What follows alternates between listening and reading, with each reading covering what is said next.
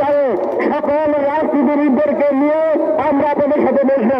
আপনারা কোন পদ্ধতি দিয়ে ফেলে গিয়েছেন এবং কালকে দেশে অরাজকতা সৃষ্টি করেছেন, আপনাদেরকে সেই দেশের দায়িত্ব কে দিয়েছে?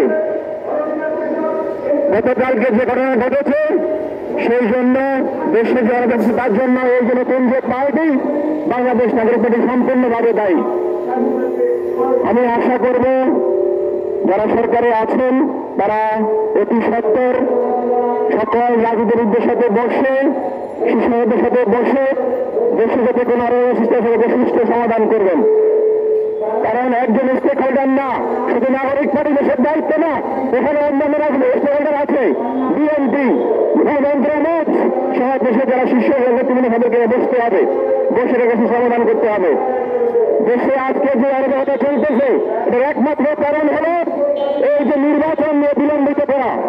আমরা ভাষার অনুসারী পরিষদ থেকে বারবার বলে আসছি যত দ্রুত সম্ভব এ দেশে নির্বাচন দিতে হবে।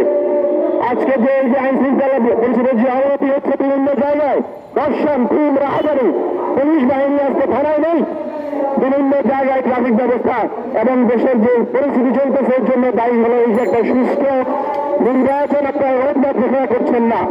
আমরা আজকে এই মঞ্চ থেকে বলছি অন্তর্বর্তীকালীন সরকারকে এবং নির্বাচন কমিশনকে অতি সত্বর নির্বাচনের রোডম্যাপ ঘোষণা করুন এবং এই যে পরিস্থিতি, এই যে বিভিন্ন জায়গায় যে সমস্যা হচ্ছে এই সমস্যাগুলো সমাধান করুন।